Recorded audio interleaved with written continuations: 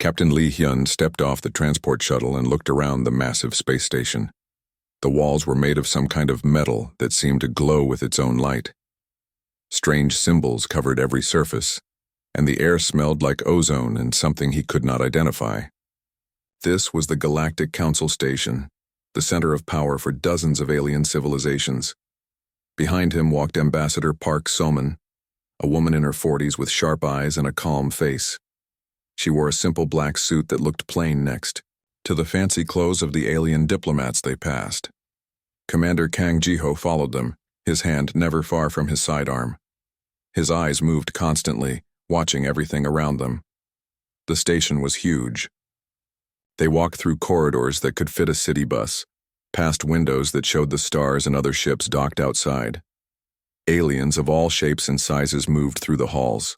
Some looked almost human, while others were so strange that Hyun had trouble understanding what he was looking at. A tall, blue-skinned creature approached them. It had 4 arms and wore robes covered in gold thread. "Welcome, humans," it said in perfect English through a small device on its chest. "I am Guide Kelmore. The council is ready for you." They followed the guide through more corridors until they reached a massive chamber. The room was shaped like a bowl with hundreds of seats rising up on all sides. Most of the seats were filled with aliens. Some were huge and covered in scales, others were small and floated in the air. The noise was incredible as they all talked at once in dozens of different languages. At the center of the room was a raised platform with a single podium. High above, on a throne-like chair, sat the most impressive alien Hyun had ever seen. It was at least 9 feet tall, with purple skin and 6 eyes. Golden armor covered its body, and when it moved, the armor made soft musical sounds. "That is Overlord Vexithara," Guide Kelmore whispered, leader of the Dominion fleet and head of the council. The 3 humans were led to a small area near the platform. There were simple chairs waiting for them, much smaller than the grand seats the aliens occupied. Hyun noticed this was probably on purpose. Everything here was designed to make them feel small and unimportant. Overlord Vexithara raised one hand, and the chamber fell silent. When it spoke, its voice boomed through the room without any device. "We gather today to welcome the newest species to achieve space travel, the humans of the planet they call Earth." A wave of sounds filled the chamber. Some aliens were laughing, others making noises that might have been their version of laughter. Hyun kept his face calm, but he could feel his jaw tighten. The Overlord continued, "As is tradition, we offer them the chance to join our great civilization peacefully. They will hear our terms and make their choice." Another alien stepped forward. This one looked like a giant insect with multiple legs and compound eyes. It carried a glowing tablet and began to read from it. "The terms for integration are as follows," the insect alien said in a buzzing voice. 80% of all natural resources on all human worlds will be transferred to the Council for redistribution. All humans will submit to genetic modification to improve their primitive biology. Human reproduction will be controlled by Council guidelines to prevent overpopulation. All human military forces will be disbanded and replaced by Council peacekeepers. The alien paused and looked at the humans. "Furthermore, humans will accept permanent status as a tributary species. They will have no voting rights in Council decisions but will follow all Council laws. Human technology will be shared freely with superior civilizations for improvement. Finally, humans will provide workers for Council projects as needed." The chamber erupted in more laughter and strange sounds. Hyun heard one alien say to another, "They always look so shocked when they hear the terms." Another replied, "Wait until they try to negotiate. These primitive species think they have choices." Ambassador Park So-man leaned over to Hyun and whispered, "Are you getting all this recorded?" He nodded slightly. Hidden in his jacket was a small device that looked like a simple communication unit. It was recording everything, but it was also doing much more than the aliens would ever guess. Dr. Yoon Min-ho sat in the row behind them. He was a thin man with glasses who looked like any Earth scientist. But his eyes were busy, analyzing everything. He could see the technology, the materials, the way the station was built. His fingers moved slightly as he took notes on a device that looked like an old-fashioned tablet. Lieutenant Kim Nara was the youngest of their group. She appeared to be just a communications officer, there to help with translations and messages. She sat quietly, but her earpiece was doing more than translating languages. She was listening to alien communication frequencies, learning how their systems worked. The insect alien finished reading and stepped back. Overlord Vexithara looked down at the humans. These terms have been accepted by over 400 species. Those who refused. It paused and the chamber grew quiet. Well, there are no species who have successfully refused. More laughter filled the room. Hyun noticed that some aliens were placing what looked like bets with each other. They were gambling on how the humans would react. You have heard our generous offer, the Overlord continued. What is your response? Lee Hyun stood up slowly. The chamber fell silent as hundreds of alien eyes focused on him. He was not a tall man, and, in this room full of giants, he looked very small. But he stood straight and spoke clearly. We have heard your terms, he said. His voice carried well in the large chamber. We appreciate that you have taken time to meet with us. Some aliens nodded, thinking the human was about to accept. However, Hyun continued, we must respectfully decline your offer. The silence lasted for about 3 seconds. Then the chamber exploded with noise. Aliens were laughing so hard that some fell out of their chairs. Others were making sounds that might have been their version of applause. Did he say decline? One alien called out. They think they have a choice. Another shouted. Overlord Vexithara held up a hand again, and the noise stopped. But Hyun could see amusement in its 6 eyes. Perhaps you did not understand the terms. Clearly human. This is not a request, this is how new species join the galactic community. We understood perfectly, Ambassador Park So-min said as she stood up beside Hyun. But we propose an alternative arrangement, one based on mutual respect and equal partnership between our species and yours. The laughter that followed was even louder than before. Some aliens were hitting their seats with their hands or claws or whatever they had. The noise went on for nearly a minute. When it finally stopped, the Overlord's voice had changed. It was colder now, more dangerous. Little humans, you seem to think you have power here. You seem to think you can make demands of civilizations that mastered space travel when your species was still living in caves. It stood up from its throne, and Hyun realized it was even bigger than he had thought. Let me explain something to you. The Dominion fleet alone has over 10,000 warships. Each one could destroy your entire planet. The Council controls the technology that allows faster-than-light travel. Without us, you are trapped in your tiny corner of the galaxy. You, Overlord gestured to the chamber around them. Every species you see here learned the same lesson.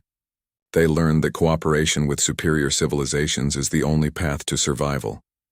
They learned that pride is a luxury that primitives cannot afford. Hyun remained standing. His face showed no emotion. Nevertheless, our answer remains the same. We decline your terms and propose equal partnership instead. The chamber went completely silent. This was clearly not how these meetings usually went. Some aliens looked confused, others angry.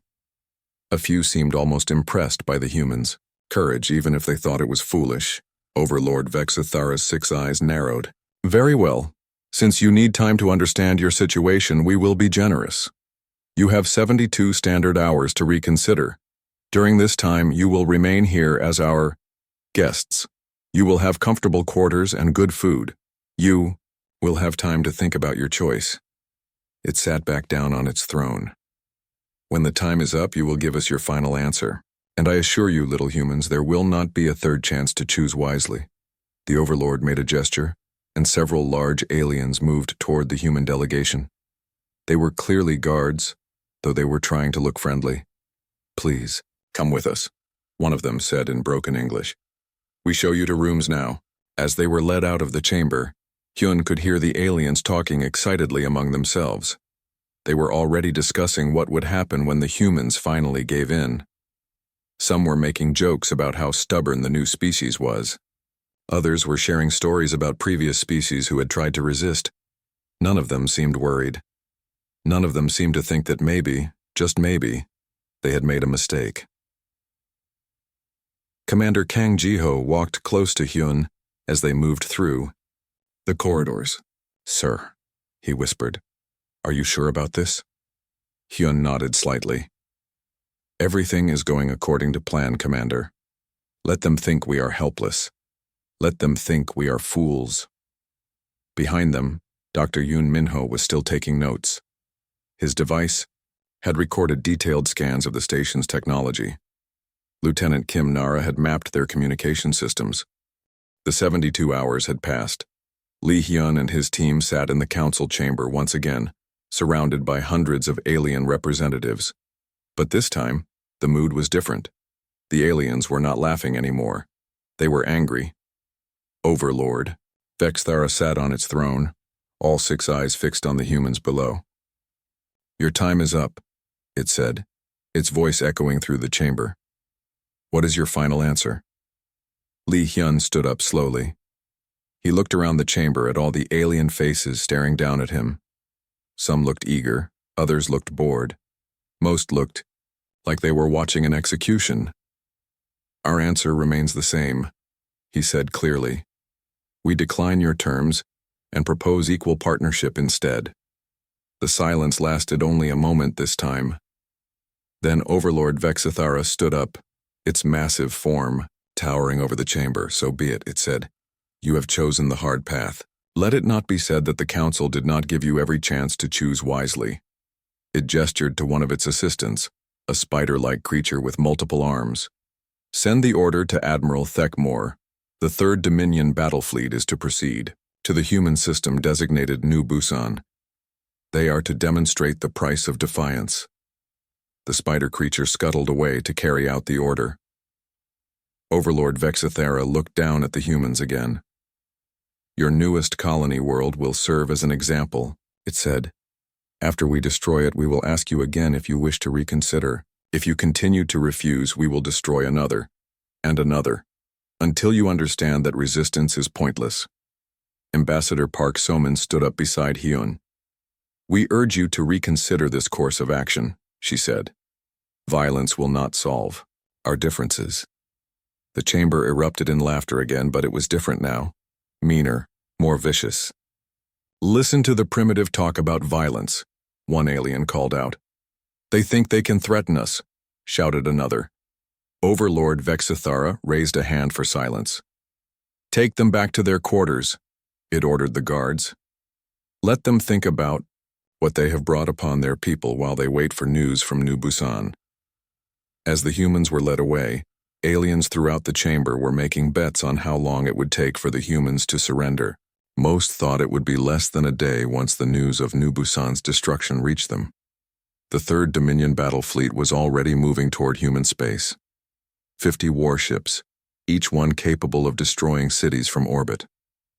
Admiral Thekmore, a massive creature that looked like a cross between a shark and a tank, commanded from the flagship Inevitable Victory. "How long to reach the human colony?" he asked his navigation officer. 18 hours at maximum speed, Admiral," came the reply. "Excellent. Send a message to the other ships. We will make this quick and clean. Orbital bombardment of the major cities, then a demand for surrender from any survivors. The Council wants this to be a lesson, not a massacre." In space, the alien fleet looked impressive.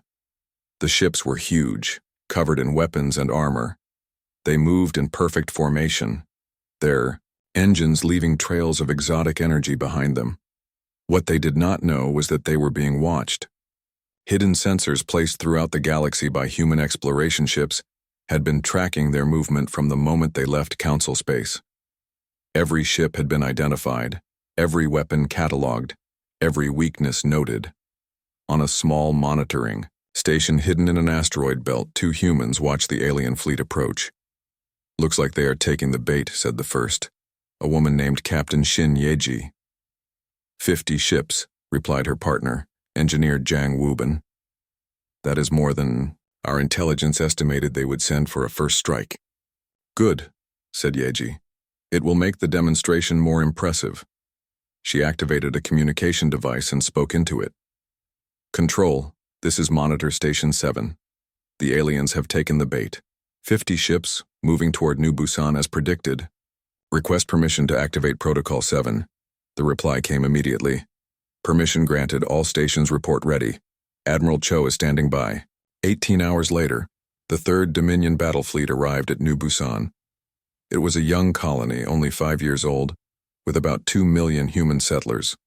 The planet was mostly green and blue, with small cities scattered across the continents. Admiral Techmore looked at the planet on his view screen. Scan for defenses, he ordered. Admiral, we are detecting minimal defensive installations, his sensor officer reported. A few orbital platforms with outdated weapons. Nothing that could threaten the fleet. What about ships? We see some cargo, vessels and civilian transports. No military ships detected. Admiral Techmore nodded. This was what they had expected. Intelligence reports said humans had barely any military at all. Their technology was primitive, their weapons were weak, and their space fleet was almost non-existent. Open a channel to the planet, he ordered.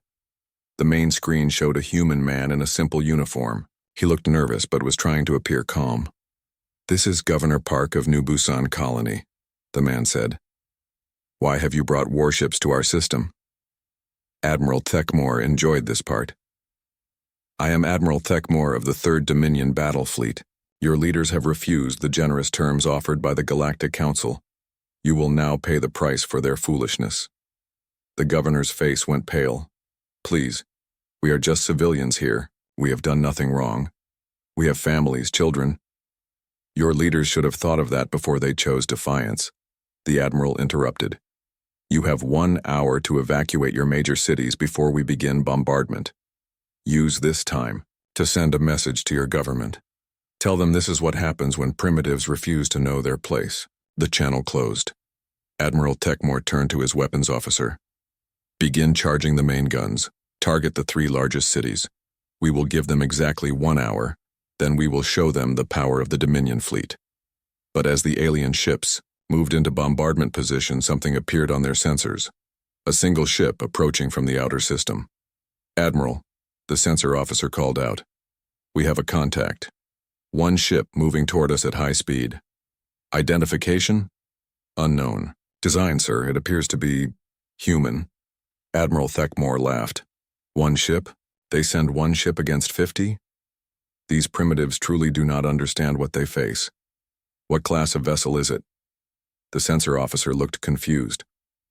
Sir, our computers cannot identify the ship class. It does not match anything in our databases. No matter. It is still just 1 ship. Hail them. The main screen changed to show the bridge of the human ship. A woman in a dark uniform sat in the command chair. Behind her, other humans worked at control stations that looked nothing like the simple technology the aliens expected to see.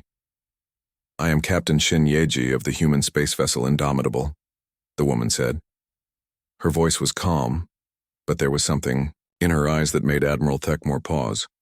Human vessel, you are outnumbered 50 to 1, the Admiral said. Withdraw immediately or be destroyed. Captain Yeji smiled, and it was not a pleasant smile. Admiral, you have 60 seconds to withdraw from human space before we demonstrate why diplomacy was your better option. The silence on the alien flagship bridge was complete. Then Admiral Techmore began to laugh. His crew joined in, and soon the entire bridge was filled with the sound of alien laughter. Did she threaten us? One officer asked between laughs. 1 ship against 50, another shouted. These humans are insane. Admiral Techmore wiped tears from his eyes. Human captain, I will give you 1 last chance. Surrender now and we will make your death quick. Captain Yeji's smile disappeared. Time's up, she said simply. What happened? Next would be talked about in alien military academies for generations. The Indomitable moved, but it did not move like any ship the aliens had ever seen. It did not turn slowly and fire its weapons. It did not charge forward in a straight line. It simply vanished from where it was and appeared next to the nearest alien battleship. Energy, beams lanced out from weapons that should not have existed, and the battleship exploded in a ball of fire. Before the aliens could react, the Indomitable was gone again, appearing on the other side of their formation. Another battleship died. All ships, open fire, Admiral Techmore screamed. "Destroy that ship!" 50 alien warships turned their weapons toward the human vessel. Energy beams and missiles filled the space around it. But the Indomitable was not there anymore. It was moving through their formation like a ghost, appearing and disappearing each time destroying another ship. The alien weapons could not target it. Their sensors could barely track it. And every time it appeared, another of their ships died. "How is it moving like that?" the weapons officer shouted. "Sir, our weapons cannot lock on," reported another officer. "It is using some kind of technology we have never seen." Admiral Techmore watched in horror as his fleet was torn apart. Ships that had conquered hundreds of worlds were being destroyed, like toys. In less than 10 minutes, half his fleet was gone. "Retreat," he ordered. "All ships jump to hyperspace immediately." But as the remaining ships tried to escape, they found that their hyperspace engines would not work. Something was blocking them. "Sir, we cannot enter hyperspace," his navigation officer reported. "Something is interfering with our jump drives." The Indomitable appeared directly in front of the flagship. This time it stayed still, and Admiral Techmore could see it clearly for the first time. The ship was beautiful and terrible. It was smaller than his battleships, but it radiated power. The quarters they gave the humans were nice enough, but they were clearly prison cells. The walls were thick metal, and there was only one door with no handle on the inside. The furniture was comfortable, and there was a window that looked out into space, but Lee Hyun knew they were being watched constantly. The 4 humans sat around a small table in the main room. To anyone listening, they were just talking about normal things: the food, the view, how tired they were from the long journey. But each of them was working while they talked. Dr. Yoon Minho had his tablet out and appeared to be writing notes about their meeting. In reality, he was analyzing everything his sensors had recorded: the materials the station was made from, the energy readings from their technology, the way their artificial gravity worked. What he was learning surprised him. "The food is not bad," he said casually while typing. "Different from home, but good enough." What he meant was that the alien technology was not as advanced as they pretended. Yes, it was impressive, and yes, they had clearly been in space much longer than humans appeared to have been. But there were weaknesses. The power systems were inefficient. Their materials were strong but heavy. Their computers were fast but simple. Lieutenant Kim Nara was looking out the window at the stars. She seemed to be just enjoying the view, but her earpiece was working constantly. She was listening to alien communications throughout the station, learning their languages, understanding their systems. "The view really is beautiful from here," she said softly. She meant that their communication network was full of holes. They used encryption, but it was old and easy to break. Better yet, they were not being careful about what they said. She was learning about their military positions, their supply lines, their weaknesses. Ambassador Park So-min was reading something on a small device that looked like an electronic book. "This history is fascinating," she said. "So much we never knew about the galaxy."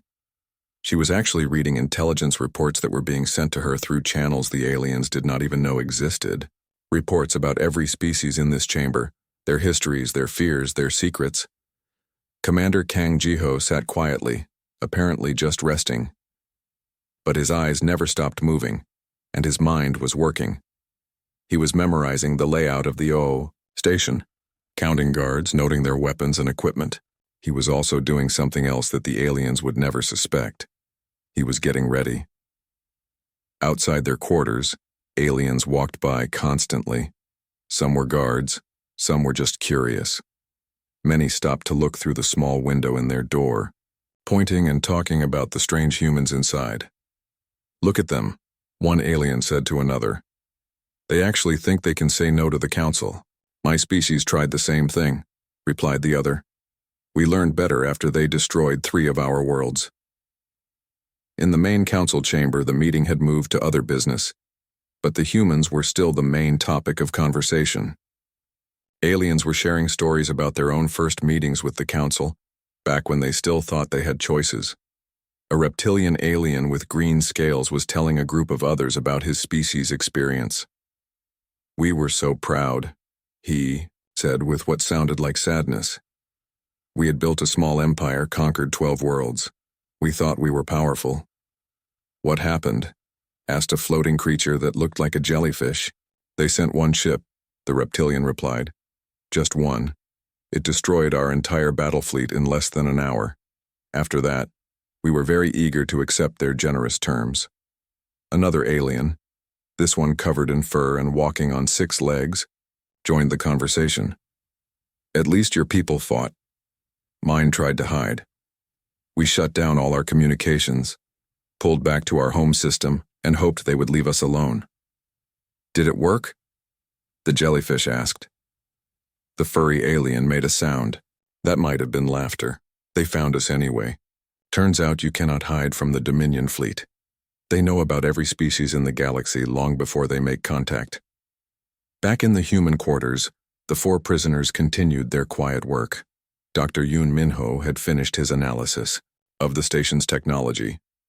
What he found was both encouraging and terrifying. The good news was that human technology was much more advanced than the aliens thought. In some ways, it was more advanced than what the aliens had. The bad news was that the aliens had thousands of years of experience and resources that humans could not match. Lieutenant Kim Nara had been busy too. She had not just been listening to communications on the station. Her equipment was designed to reach much further. She had been monitoring alien military frequencies throughout this part of the galaxy. What she learned was that the aliens were already planning their response to human refusal. 3 different battle fleets were being prepared. They were arguing about which one would get the honor of showing the humans their place. It should be the 3rd fleet, one admiral was saying over the communications. They specialize in dealing with stubborn primitives. No, replied another voice. The 7th fleet is closer to human space. They can be there in 2 days. You are both wrong, said a 3rd voice. The 12th fleet just finished pacifying the rebels in the Outer Rim. They have experience with species who think they can resist. Kim. Nara listened to hours of these conversations. The aliens were treating the coming attack on human space like a training exercise. They were excited about it, like it was going to be fun. But she also heard something else in their communications. Fear. Not fear of humans, but fear of making mistakes. Fear of disappointing their superiors. Fear of showing weakness. These aliens, for all their power and technology, lived in a society built on fear. The strong dominated the weak, and everyone was afraid of someone above them. Even Overlord Vexathara, powerful as it was, answered to others. Ambassador Park Soman was learning similar things from her intelligence reports. The Galactic Council was not as united as it appeared. There were dozens of different factions, all competing for power and resources. Some species were allies, others were barely controlled enemies. The Dominion fleet that Overlord Vexathara commanded was the largest military force, but it was not the only one. Several other species had their own fleets, and there was constant tension between them. More importantly, she learned that the Council's control was not as absolute as they claimed. There were rebels in several systems, species that had never been fully conquered, pirates and raiders who attacked Council ships. The galaxy was not the peaceful, well-ordered place the Council pretended it was. It was held together by fear and force, and there were cracks everywhere. As the hours passed, more aliens came to look at the humans. Some were just curious, but others had different reasons. A few were scientists who wanted to study this new species. Others were military officers trying to understand what made humans think they could resist. One group that came by included a small, gray alien with large eyes. It looked at the humans for a long time without saying anything. Finally, it spoke to its companion. There is something strange about them, it said in a voice that sounded like wind chimes. Strange how? Asked the other, a tall alien with blue skin. Look at their faces, the gray one replied. Most species at this point are afraid. They pace, they argue among themselves, they try to think of ways to escape. These humans just sit, calmly, like they are waiting for something. The blue alien looked more carefully at the humans. Maybe they are just too primitive to understand their situation. Maybe, said the gray one. Or maybe they know something we do not. But the blue alien was already walking away, dismissing the idea. What could primitives know that we do not? They barely have space travel. Their weapons are chemical explosives. Their computers are barely better than calculators. The gray alien followed, but it kept looking back at the human quarters. It had lived long enough to recognize the look on the humans' faces. It was not fear or confusion. It was patience. They were waiting for something, and they were confident that whatever they were waiting for would come. In the human quarters, the four continued their quiet conversation. They talked about family, about Earth, about the stars. But underneath the normal words, they were sharing information and making plans. "I wonder how long the journey back home will take," Ambassador Park said casually. She meant that the intelligence reports showed the fastest route from the station to Earth was 4 days by alien ships, but there were other routes, longer ones that would be harder to track. "Probably depends on the weather," replied Dr. Yoon. He meant that the alien sensor networks had gaps that could be exploited by ships with the right technology. "I hope the family is doing well," added Commander Kang. He meant that the message they had sent when they arrived was just the first of several signals they would send. Others were scheduled to go out automatically unless they sent different codes. Lieutenant Kim Nara continued looking out the window. "The stars are so bright here," she said. She meant that the alien communication networks were poorly protected and easy to monitor. More importantly, she had found the frequencies they would need when the time came. Outside, the aliens continued to plan humanity's punishment. They debated which worlds to attack first, how many ships to send, whether to take prisoners or just destroy everything. None of them seemed to consider that maybe the humans had expected this. The news reached the Galactic Council station 12 hours later. At first, nobody believed it. The entire Third Battle Fleet, Overlord Vexithera asked, its 6 eyes wide with shock. Destroyed by one ship? The messenger, a small alien with gray skin and large eyes, nodded nervously. "Yes, Overlord. Admiral Thekmore's report has been confirmed by multiple sources. The human vessel destroyed or disabled all 50 ships in less than an hour." The council chamber erupted in chaos. Aliens were shouting, arguing, demanding explanations. Some claimed the reports were lies. Others said it was impossible. A few were already talking about evacuation. Overlord Vexithara slammed its hand on the arm of its throne, creating a sound like thunder. "Silence," it roared. The chamber fell quiet. The Overlord looked down at the messenger. "Where is Admiral Thekmore now?" "He is being treated for his injuries, Overlord. The humans rescued all survivors and sent them back in medical ships. The Admiral wishes to make a full report as soon as possible." "Bring him here immediately," Vexithera ordered. "I want to hear this story myself." While they waited, emergency meetings were called throughout the station. Military commanders huddled together, trying to understand how one primitive ship could destroy an entire battle fleet.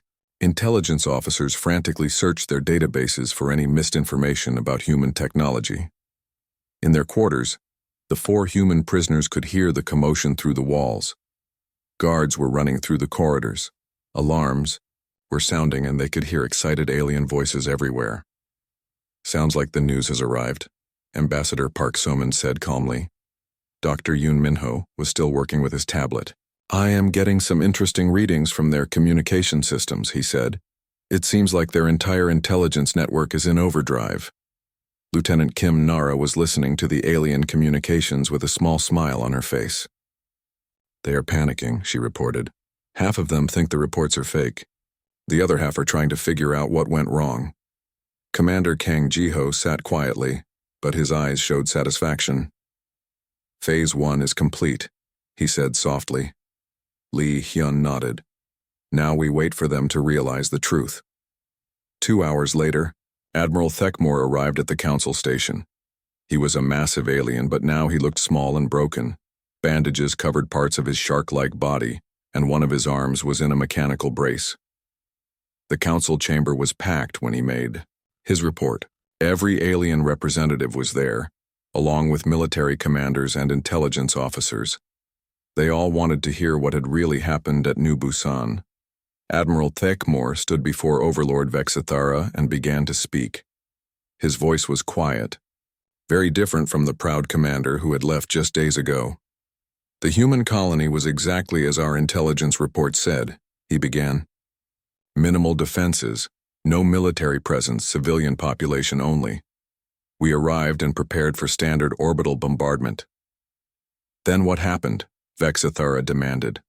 A single human ship appeared, the admiral continued. The crew claimed it, was called the Indomitable. We ordered it to withdraw. The human captain gave us 60 seconds to leave their space instead. Murmurs filled the chamber.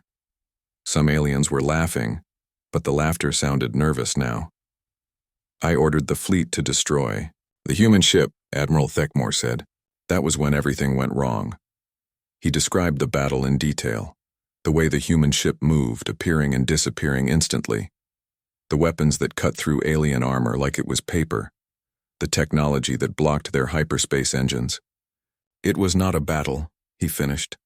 It was a demonstration. They could have killed every one of us in the first minute.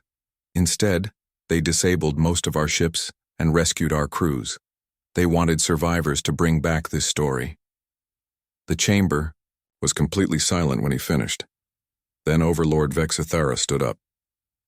You are saying that one human ship defeated 50 of our best warships? It asked. Yes, Overlord. And you are saying they used technology we have never seen before? Yes, Overlord. And you are saying they could have killed everyone but chose not to? Admiral Thekmore nodded. The human captain sent a message. She said humanity tried diplomacy. First, but if we choose war, we will find they are very good at war. Vexithara sat back down heavily. Around the chamber, aliens were talking in whispers. The implications were starting to sink in. If humans had technology this advanced, what else were they hiding? If they could build ships like the Indomitable, how many more did they have? And most frightening of all, if they were this powerful, why had they pretended to be primitive? Bring the human prisoners to the chamber, Vexithara ordered. Now. 10 minutes later, Li Hyun and his team were standing once again before the assembled council. But this time, the atmosphere was completely different. The aliens were not laughing anymore. They were afraid. Overlord Vexithara stared down at Li Hyun with all 6 eyes. You lied to us, it said. No, Hyun replied calmly. We never lied. We told you we declined your terms and proposed equal partnership instead. You chose not to listen. You pretended to be primitive. We never claimed to be primitive. You assumed we were primitive because that fit what you wanted to believe. Ambassador Park Sumin stepped forward. Everything we told you was true, Overlord. We came here hoping for friendship between our species. We still hope for that. Friendship? Vexithara's voice was filled with rage. You destroyed an entire battle fleet. Your battle fleet attacked our colony, Dr. Yoon Minho said quietly. What did you expect us to do? Let you kill 2 million innocent people? You could have warned us about your capabilities. Li Hyun shook his head. Would you have believed us? If we had told you we possessed advanced military technology, would you have treated us as equals? Or would you have seen us as a threat to be eliminated immediately? The silence that followed answered his question. Lieutenant Kim Nara spoke. For the first time since they had been brought back to the chamber, we monitored your communications while we were here, she said. We heard your military commanders discussing which fleet would get the honor of destroying human worlds. You were never planning to give us a choice. That is impossible, Vexithara said. Our communications are encrypted. Your encryption is about 50 years behind our current technology, Kim Nara replied. We have been listening to your military traffic throughout the galaxy for months. The aliens in the chamber began talking excitedly among themselves. If the humans could break their codes, what else did they know? Commander Kang Ji-ho had remained quiet until now, but he finally spoke. We know about the rebellion in the outer rim systems. We know about the resource shortages in Sector 7. We know about the political struggles between the different council factions. He paused and looked around the chamber. We know about the Vorthak Empire building ships in the Dead Zone. We know about the hegemony's secret weapon projects. We know about the slave markets on the frontier worlds. With each revelation, the aliens grew more agitated. These were secrets that were supposed to be hidden from other council members, let alone from primitive newcomers. "How long have you been watching us?"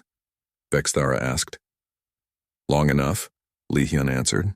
"Long enough to know that your galactic council is not the peaceful, united civilization you pretend to be. Long enough to know that your control is based on fear, not cooperation. Long enough to know that there are millions of beings throughout the galaxy who would welcome an alternative." Ambassador Park Soman opened the device she had been carrying. "We have detailed information on every species in this chamber. Your histories, your cultures, your achievements before you were forced to join the council. We know which of you joined willingly and which of you were conquered." She looked directly at a group of aliens near the back of the chamber. "The Zilani people, for example. Your artists were famous throughout this region of space. Your poetry was considered the finest in the galaxy. But the council decided that art was a waste of resources. Now your people work in mining colonies, and your culture is almost forgotten." The Zilani representative, a tall, thin alien with silver skin, stood up. "How do you know this?" it asked with a voice full of pain. "Because we made it our business to know," Park replied. "Because we believe that diversity makes civilization stronger, not weaker. Because we think the galaxy is big enough for everyone to find their own path." Dr. Yoon Minho activated his tablet and a holographic display appeared above the human delegation. It showed a map of the galaxy with thousands of points of light scattered across it. "These are human observation posts," he said. "We have been exploring the galaxy for longer than you know. We have been learning, studying, preparing, not for conquest, but for the day when we would be ready to offer an alternative to your system." The map zoomed in on different regions, showing the locations of the posts. They were everywhere. In systems the council thought were empty, near alien colonies, along major trade routes. "You have been spying on us for years," Vexithara accused. "We have been learning," Hyun corrected. "There is a difference. Spies gather information to harm their enemies. We gathered information to help our future friends." "And if we refuse your friendship?" Vexithara asked. "Then you refuse it," Ambassador Park said simply. "We will not force you to be our friends, but we will also not allow you to force others to be your subjects." 6 months had passed since the day humanity revealed itself to the galaxy. The Galactic Council Station looked the same from the outside, but everything inside had changed. The great chamber where species once came to hear their terms of surrender was now called the Assembly of Equals. The throne where Overlord Vexithara had once looked down on lesser beings was gone, replaced by a circular arrangement of seats where no one sat higher than anyone else. Li Hyun walked through the corridors that had once been designed to make visitors feel small and powerless. Now they were filled with the sounds of dozens of languages as beings from across the galaxy worked together on projects that would have been impossible under the old system. He paused at a window that looked out into space, where once only council warships had been allowed to dock. Now he could see vessels from 100 different worlds. Trade ships, exploration craft, research vessels, and passenger transports moved in carefully coordinated patterns. "Quite a view," said a voice behind him. Hyun turned to see Ambassador Park Soman approaching. She wore the same simple clothes she had worn during their first meeting with the council, but now she carried herself with the confidence of someone who had helped reshape the galaxy. "Any word from the Outer Rim?" Hyun asked. "The rebellion ended yesterday," Park replied. "The hegemony forces surrendered when they realized the rebels had human weapons and shields. No casualties on either side." "And the Vorthak Empire?" "Admiral Cho's fleet arrived in their system 3 days ago. They took one look at our ships and decided that peaceful coexistence was a better option than warfare." Hyun nodded. This was how it had been going for months. Species that had been enemies for centuries were laying down their weapons when they realized there was a new power in the galaxy that would not tolerate unprovoked aggression. But it was not fear that was changing things, it was hope. "How many new applications did we receive this week?" he asked. 47, Park answered. 12 from species that were never part of the council. 35 from current council members who want to join the cooperative instead. The Interspecies Cooperative Council was humanity's alternative to the old Galactic Council. Instead of demanding tribute and obedience, it offered mutual aid and shared knowledge. Instead of ruling through fear, it operated through voluntary association and democratic decision-making. Any species could join if they agreed to 3 simple principles: no unprovoked aggression against other species, no slavery or forced labor, and no suppression of indigenous cultures. Beyond that, members were free to govern themselves as they chose.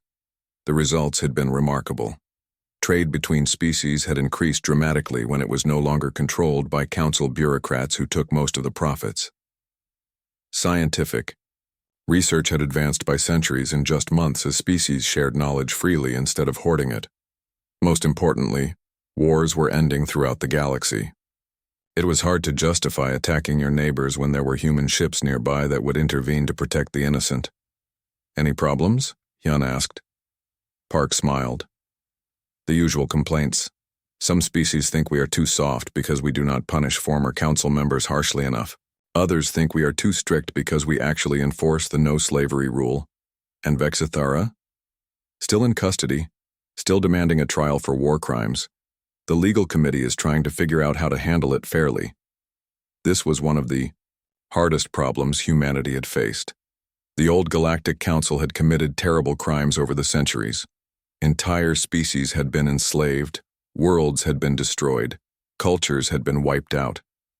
Many beings wanted revenge, but humanity had learned from Earth's history that cycles of revenge only led to more violence. Instead, they were trying to build something new. A justice system based on rehabilitation and prevention rather than punishment. "What does Dr. Yoon think?" Hyun asked.